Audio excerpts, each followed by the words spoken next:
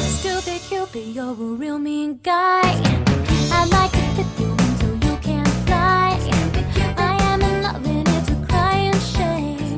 Di balik pro dan kontra nilai-nilai pornografi ataukah estetika yang diusung oleh para model ketika melakukan pose minim, terkuak sebuah fenomena yang cukup mengejutkan. Diam-diam, sang fotomodel justru merajut affair dengan fotografernya sendiri. Tak dipungkiri oleh Vira, seorang fotomodel yang kerap menjalani pose sensual, hal itu bisa saja terjadi seusai pemotretan. Secara tidak langsung, nggak sengaja, pastilah menyentuh-nyentuh daerah-daerah yang menurut kita sangat, ya itu tadi gitu loh.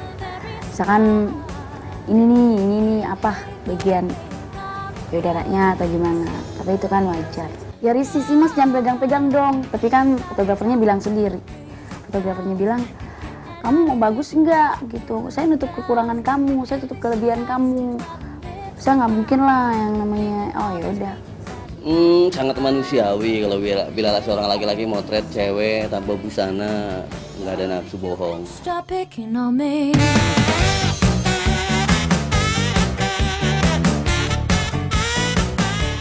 Fenomena yang konon sudah menjadi rahasia umum di kalangan fotografer ini tak begitu saja terjadi tanpa motif tertentu. Maka, motif ekonomi pun muncul dan mewarnai aksi fotografer dan objek pemotretannya tersebut.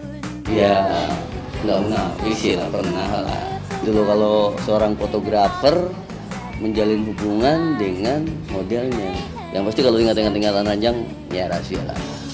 Model itu bisa 500.000.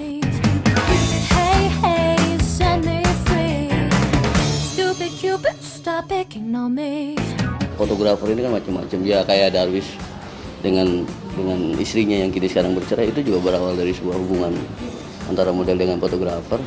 Harusnya kita memikirkan sesuatu yang indah, baru kita transfer. Kalau saya mikirin yang nakal, berarti foto saya akan menjadi vulgar, bukan menjadi sebuah foto art. Nah, yang ini yang sebetulnya banyak-banyak terjadi di tabloid.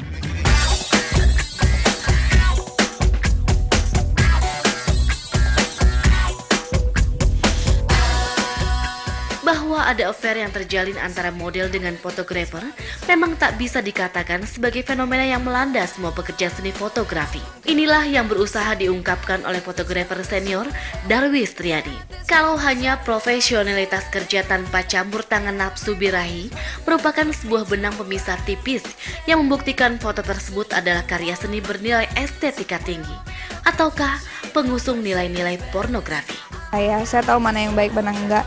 Dan saya rasa saya tidak keluar jalur yang sampai membuat suatu hal yang dampaknya negatif banget buat saya, enggak, dan ataupun orang lain enggak sih.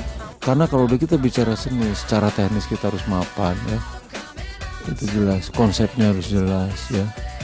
Terus secara keseluruhan itu bisa dipertanggungjawabkan.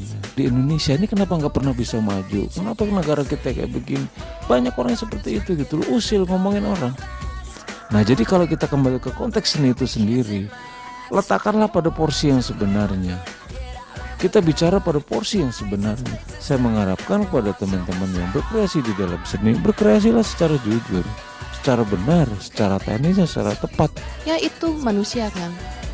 That's just life ya. So yang paling penting we have to just be honest with yourself. Itu yang the first thing, because kelihatan. Kita harus jujur dari dalam. Kita harus happy, harus senang, harus peaceful. Ada orang yang berlindung di belakang seni. Toh orang bisa menilai. Ya. Orang bisa menilai. Orang punya perasaan, orang punya rasa. Ya. Selama kita menggunakan rasa, orang bisa menilai. Itu aja.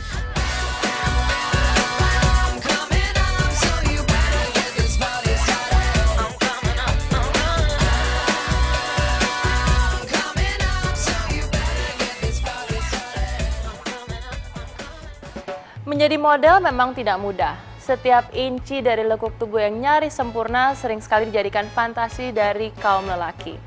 Tapi berbahagialah Anda yang justru dilahirkan sebagai seorang wanita. Meskipun terkadang keindahan Anda berusaha dicuri oleh kaum lelaki untuk disimpan dalam ruang imajinasi mereka. Karena toh siapa yang sanggup untuk membendung keliaran imajinasi dari kaum lelaki itu?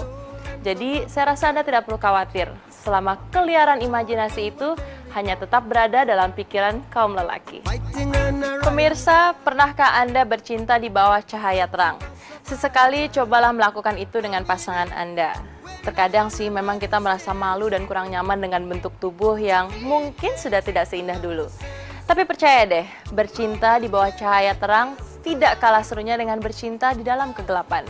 Nah, kalau Anda mungkin masih malu-malu, coba dulu bercinta di bawah cahaya yang sedikit remang-remang, lalu makin lama Anda boleh coba semakin terang.